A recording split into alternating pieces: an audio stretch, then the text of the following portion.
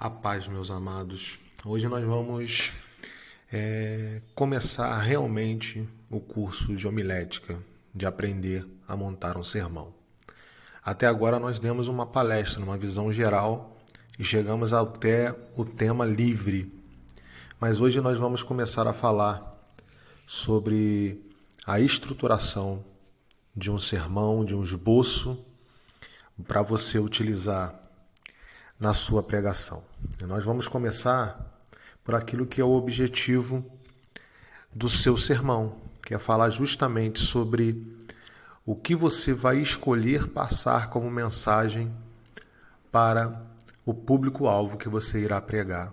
Você recebeu uma mensagem de Deus, você tem tido um devocional, você tem tido o poder do ressurreto, você tem tido essa comunhão com Deus. Deus te deu uma mensagem e agora você precisa organizá-la para fazer de forma a essa mensagem chegar da melhor forma possível para o ouvinte. E isso pode ser tanto quando você escolhe um tema específico, né? Ou também quando você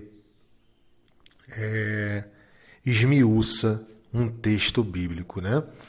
Então, para você montar essa estruturação de um sermão, você tem que entender que você inicia pelo objetivo geral e pelo objetivo específico da pregação. O que vem ser isso? Então, quando a gente monta um sermão, a gente estabelece um objetivo geral primeiro.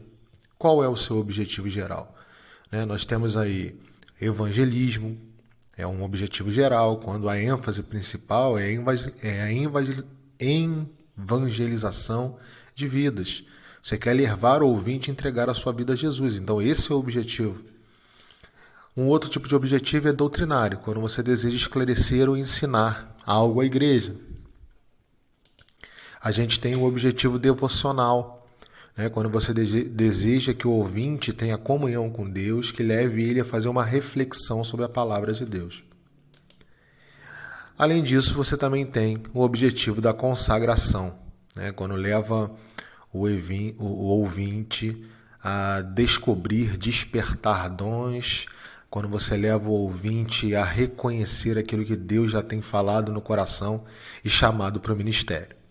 Então esses são os objetivos gerais, que você, quando vai montar, elaborar, parar, olha, eu quero pregar sobre o amor de Deus, mas o amor de Deus para quê?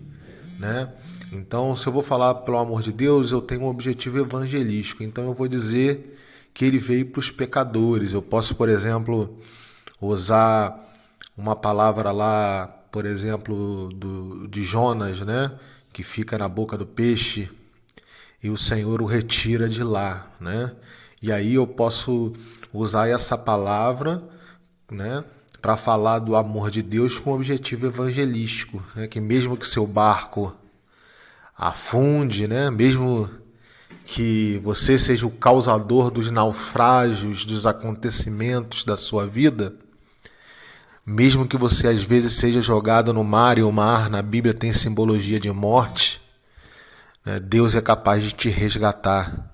E hoje eu te convido aqui. Sabe, eu estou dando só uma estruturação aqui. É claro que a gente vai aprofundar isso muito mais. Mas eu estou falando sobre objetivo. Eu tenho um tema e eu tenho que estabelecer o objetivo principal. Eu quero que o ouvinte tenha um objetivo devocional. Então, eu vou falar sobre ministério. Então eu quero que ele entenda, por exemplo, a diferença de ministério e cargo. Eu quero que ele faça essa reflexão. Então eu tenho esse objetivo devocional. Aí eu vou pegar a palavra aonde fala sobre ministério, Efésios 4. Então ali é o tema que eu vou esmiuçar. Então Efésios 4 fala que Deus é que chama para o ministério.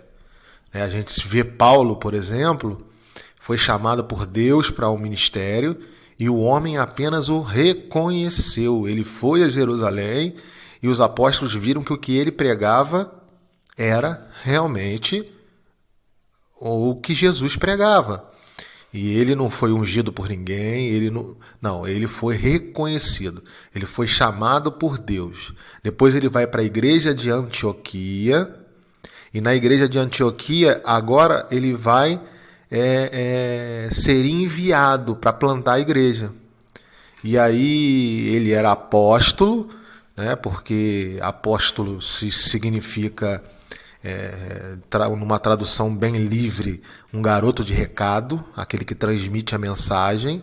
Não tem nada de especial em ser apóstolo, é apenas o que transmite a mensagem que recebeu do Senhor. Esse é o apóstolo, né? O ministério apostólico é esse de transmissão nas comunidades para a formação de igreja.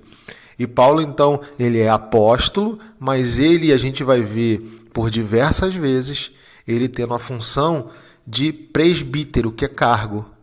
Diaconia e presbítero são cargos dados por homem, cargos eclesiológicos de organização da igreja. O diácono é o servo, que ajuda no serviço geral, e o presbítero é aquele que guarda a palavra e organiza para que os dons e os ministérios se estabeleçam na comunidade. Para quem tem o chamado de Deus pastoral possa funcionar, para quem tem o chamado de Deus profético possa funcionar. Tá? Então, além do objetivo geral, a gente também tem objetivos específicos, né, que é levar o ouvinte a fazer uma determinada prática. Então, um objetivo, por exemplo, específico, é que nesse processo de evangelismo ele entenda que ele é pecador, que ele possa ser constrangido para poder se arrepender e entregar a vida a Jesus. É um objetivo específico. E por último, na aula de hoje, você tem que ter o que a gente chama de ICT, Ideia Central do Texto, porque isso ajuda você a manter uma coerência durante toda a sua pregação. Qual é a ideia central do texto que você vai fazer, né? Então, se nós estamos falando de amor de Deus, arrependimento, né? O ICT, por exemplo, numa pregação de arrependimento, é que, por exemplo, Jesus, ele usa, né, o exemplo dos galileus que morreram na queda da Torre de Siloé para exortar os fariseus ao arrependimento. Então, o ICT, o objetivo nesse caso, é você fazer uma ligação entre o que acontece com uma vida sem Jesus e o que acontece com uma vida com Jesus. Esse é o seu objetivo central do tempo. Então você tem um objetivo geral, evangelístico, nesse caso específico que eu estou falando, um objetivo específico que se refere a você levar ao arrependimento, e toda a centralidade da mensagem gira em torno em uma vida com Deus e uma vida sem Deus. E assim você inicia a montar o seu sermão. No nosso próximo encontro, nós vamos falar sobre como escolher o tema, tá? E eu vou deixar aqui no slide alguns exercícios para você fazer e montar na prática o seu objetivo geral, o seu objetivo específico e seu ICT. Se você quiser me enviar, você me envia pelo WhatsApp, tá bom? Um grande abraço.